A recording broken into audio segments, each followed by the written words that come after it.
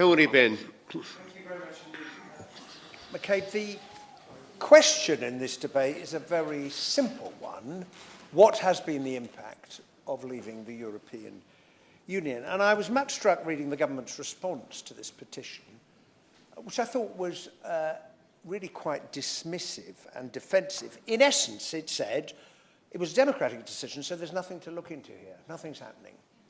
Now, of course, it was a democratic decision. It has been made, and we, Remainers, with one exception, two exceptions, we lost.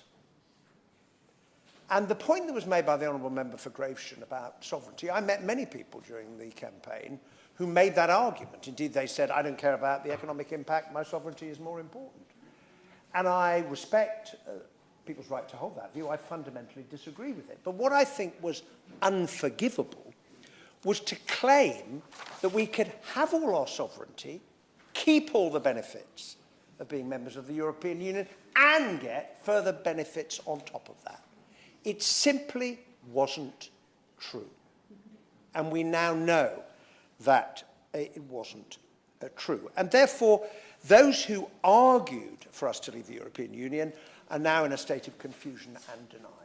That is what is going on, particularly about the economic consequences. And if we don't understand what they are, how on earth are we going to build a new, but different relationship with our European colleagues over the months and the years ahead? And it is interesting that there's a number of members here today with whom I had the pleasure of serving on the UK Trade and Business Commission, reference to which has already been made, because we felt it was important to ask that question. And then you let the evidence speak for itself. And if people want to come to before the Commission, say it's wonderful, look at these opportunities, I'd love to hear them. There haven't been that many who have, in fact, done that. And the truth is, it's had a bad impact on the economy. I was really struck by that statistic, which showed that the number of small businesses actually trading goods with the European Union declined by 1/3 between 2020 and 2021. Now, not entirely surprising, because it's small businesses that most find it difficult to cope with the burden, cost, bureaucracy and red tape. Brexit was never sold as, it was sold as getting rid of cost, bureaucracy and red tape. It's dumped the biggest load of those three things on British businesses we've seen in our lifetime. We're going to be the worst performing large economy in the world this year. Business investment as a percentage of GDP has stalled since the referendum in the UK. And it is worth just reminding ourselves what the Office for Budget Responsibility said. And I quote, "It will result in the UK's trade intensity being 15% lower in the long run than if the UK had remained in the EU, and the latest evidence suggests that Brexit has had a significant adverse impact on UK trade via reducing both overall trade volumes and the number of trading relationships between UK and EU firms."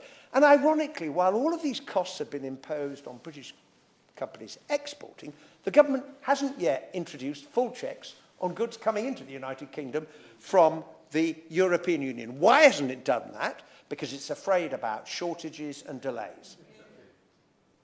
So the sovereignty that has been gained is not being used to apply the same checks going one way as we are facing going the other way. The trade deals have been referred to. I was very struck when the former Environment Secretary, the member for Cambourne and Redruth, described the Australia Agreement as being actually not a very good deal, because we've given far too much away. We all know that that's the case. And the promised trade deal with the United States of America, the biggest argument we heard, absolutely nowhere to be seen. It's not happening. It's not coming. And the fundamental truth is, if you make trade with your biggest trading partner more difficult, which is what we've done, then don't be surprised if it has an adverse effect on the British economy at a time when we need all the growth we can get to help our constituents. And we've heard about employers finding it hard to get workers. I was very struck when we visited, as the Commission, the fruit farm in Kent. And the owner of that said, last year I couldn't pick 8% of my crop because I couldn't find enough workers. And do you know what I'm doing this year? I'm planting less crop and I'm going to import more fruit from the rest of the world. What a wonderful advert for the growth of the British economy, that is the conclusion that farmer was for. I will give way, yes. Looking at these issues as a member of the Shadow DEFRA team, it's really ironic that what we're finding is that we're having less UK production and more import directly from the EU, which actually is a negative impact of Brexit rather than the positive impact of us being able to trade out. So it's exactly the opposite of the claims and exactly why we need to have something like this. Well, indeed, that is the case. If you make it more difficult for your businesses, and we want as much export opportunity as possible, don't be surprised if it damages people. And the other irony about sovereignty is the government said we're going to use our sovereignty to introduce a British version of the REACH chemicals regulation. Now, they've just postponed it for the second time, not least because the British chemical industry has said, you know, it's going to cost us about £2 billion for absolutely no purpose whatsoever to get back to where we were when we originally got our chemicals assessed under REACH. The UK CA mark, which is meant to replace the CE mark you find on the bottom of lots of goods that are made, the government's postponed that again because a lot of British businesses say, what is the point of doing this? What is the point? And on the retained law bill, which is an artificial mechanism to try and force through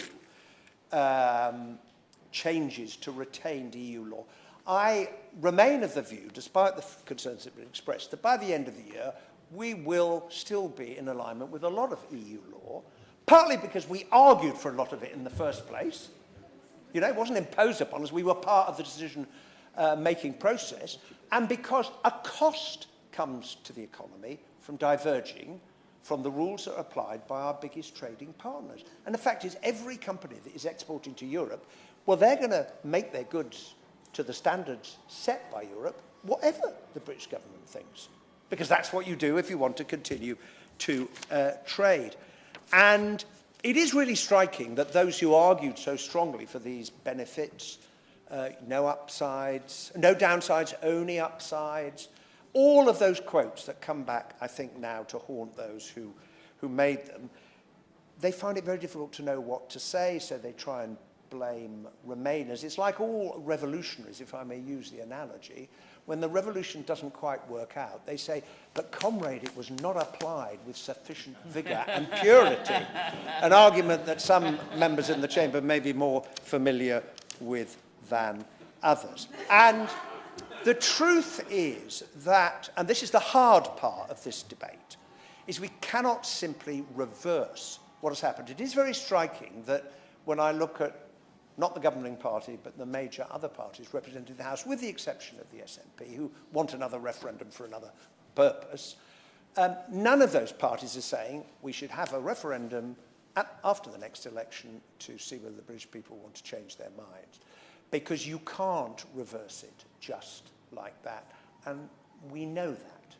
I looked at the words. The Green Party say, rejoin as soon as the political situation is favourable and the right terms are available. I think that's an interesting observation. The Lib Dems, as I understand their current position, rejoin the single market once the ties of trust and friendship are renewed. And the truth is we're going to have to build a new but a different relationship with the European Union. It's going to take time. Who knows what it will look like? Who knows what this country will look like in 10 or 20 or 30 years? But in order to do that, we have to be honest about the effect that this change has had on our country and our economy. And that is why this question needs to be asked. Thanks very much for watching that video all the way to the end. And if you liked it, I've got some better news for you. PoliticsJOE is in the process of launching a podcast. Live in a couple of weeks' time. It's called The Pubcast. Link below, probably somewhere in the comments or the description, something like that. Check it out. Subscribe so you get ready for our first episode. It's coming soon. Subscribe wherever you get your podcasts, Apple, Spotify, or any of those other slightly weirder platforms. See you soon.